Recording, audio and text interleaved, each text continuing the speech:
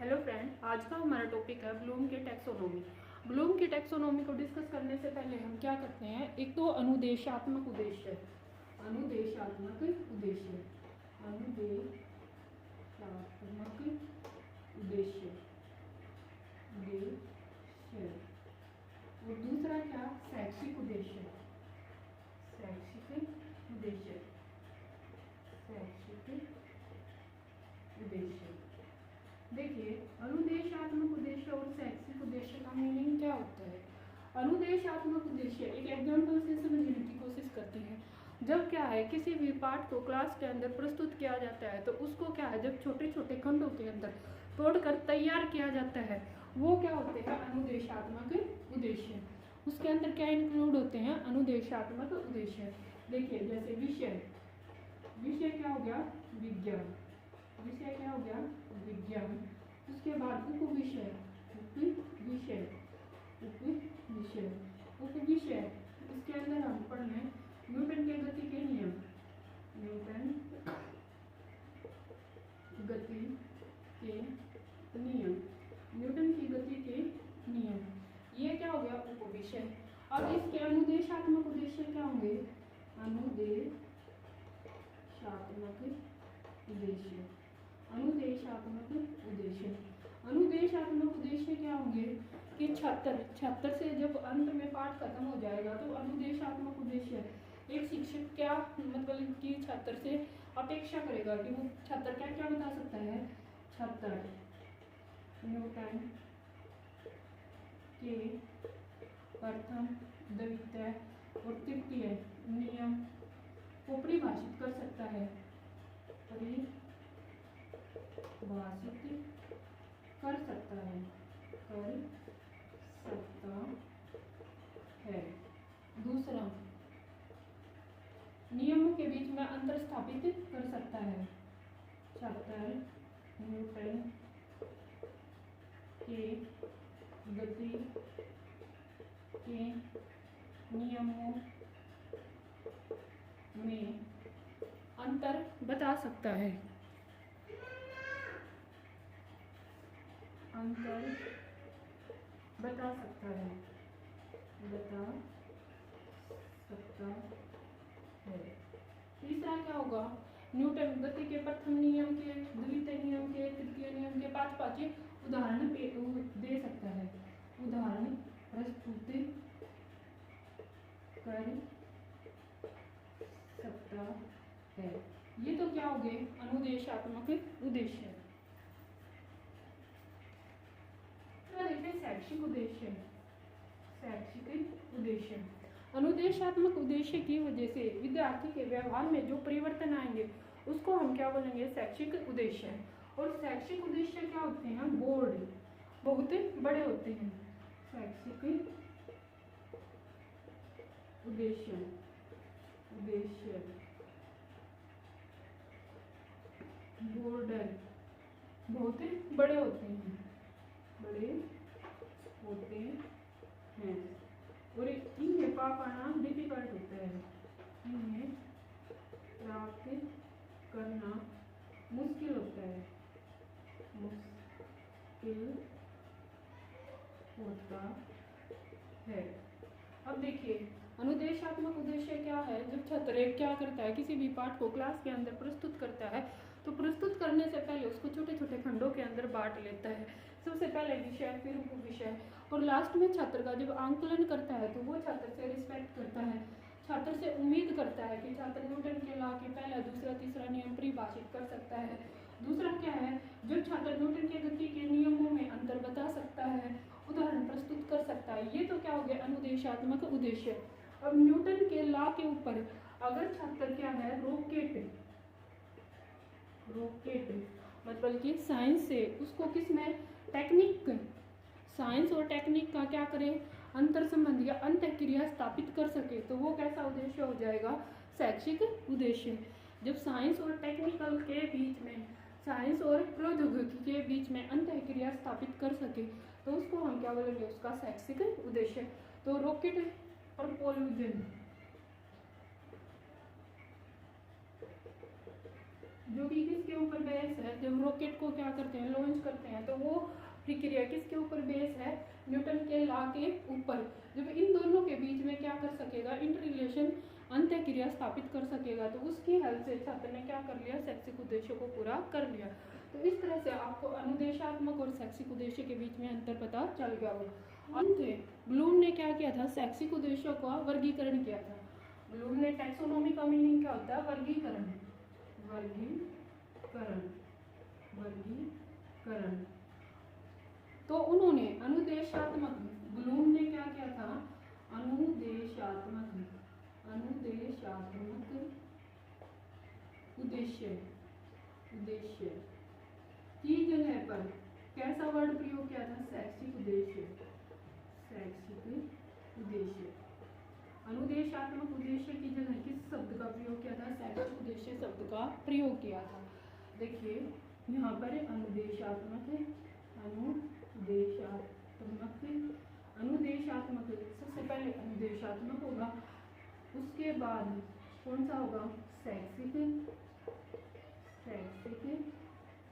उद्देश्य,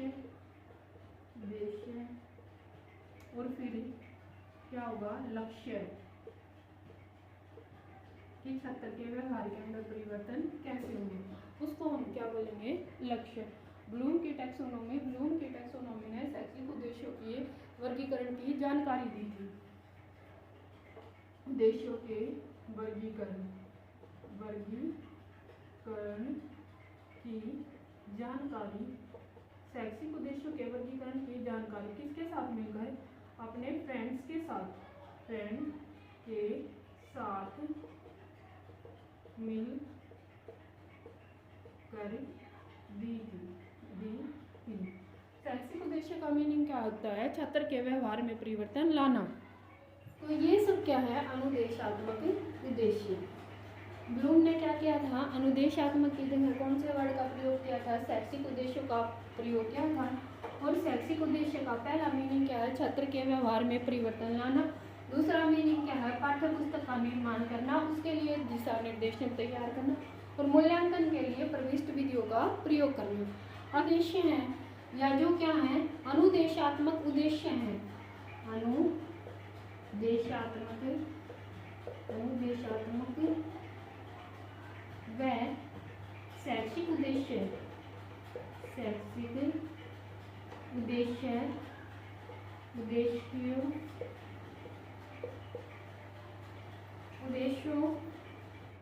व्यवहारिक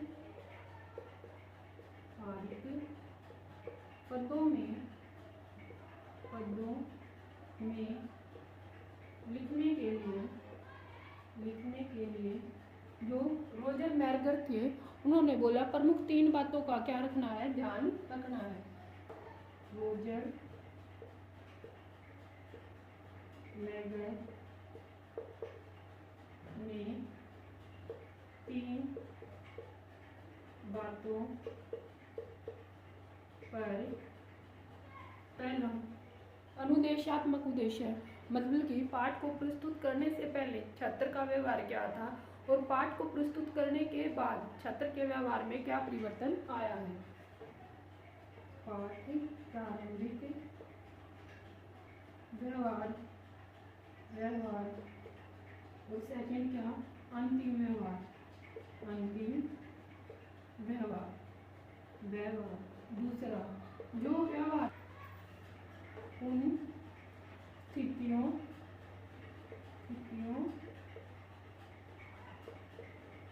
का प्रस्तुतिकरण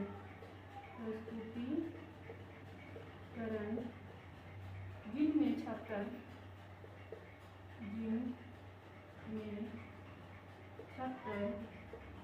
विशिष्ट व्यवहार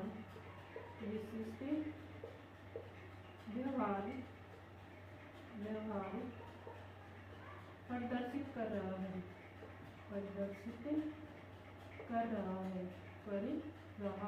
तक तीसरा पॉइंट क्या हो जाएगा, छात्र का उपलब्धि टैक्सोनॉमी। ब्लूम टैक्सोनॉमी, जैसे टैक्सोनॉमी का मीनिंग हमने पहले ही बता दिया था कि टैक्सोनॉमी का अर्थ क्या होता है, छात्र के व्यवहार में परिवर्तन लाना।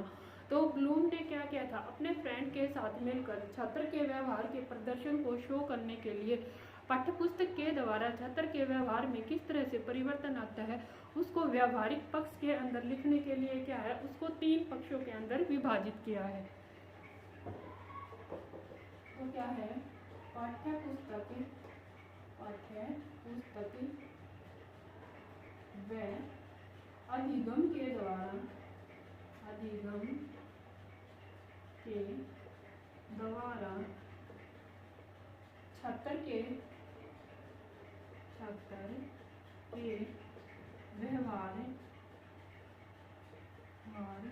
में परिवर्तन के पक्ष को पाठ्यपुस्तक व अधिगम के द्वारा छात्र के व्यवहार में परिवर्तन को 3 पक्षों के अंदर विभाजित किया है। 3 पक्षों के अंदर विभाजित किया है।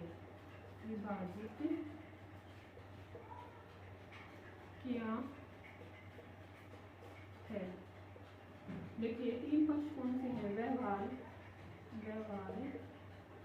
में परिवर्तन के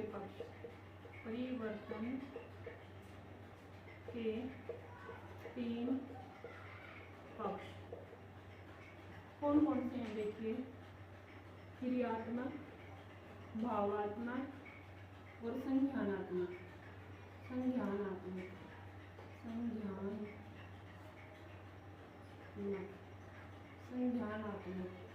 दूसरा क्या, भावात्मक और तीसरा क्या, क्रियात्मक। अगर मानसिक रूप से छात्र के तीनों पक्षों के अंदर क्या आ जाए, परिवर्तन आ जाए, मानसिक रूप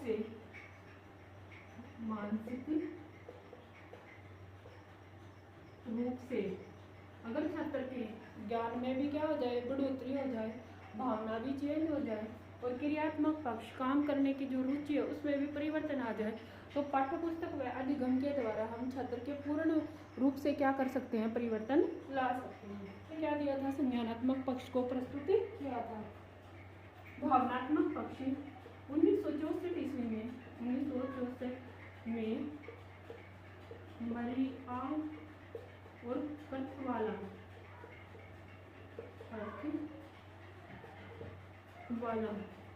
ये उनके 2 फ्रेंड थे, उनके साथ मिलकर 1964 ईस्वी में उन्होंने क्या किया था, भावनात्मक पक्ष का वर्णन किया था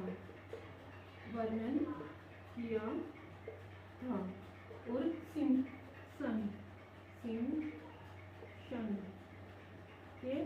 सिम्पसन व हैरो के साथ मिलकर 1964 ईस्वी में ब्लूम ने क्या दिया था, क्रियात्मक पक्ष का वर्णन दिया था। अगर आपको यहाँ तक वीडियो अच्छी लगी तो please like, subscribe and share the channel. Thank you.